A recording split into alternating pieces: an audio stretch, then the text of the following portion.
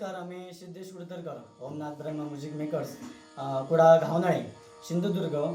एक नवीन काळ्या सेसनमध्ये पकवास बनवलेलं आहे बघा. पूर्ण काम केलेलं आहे.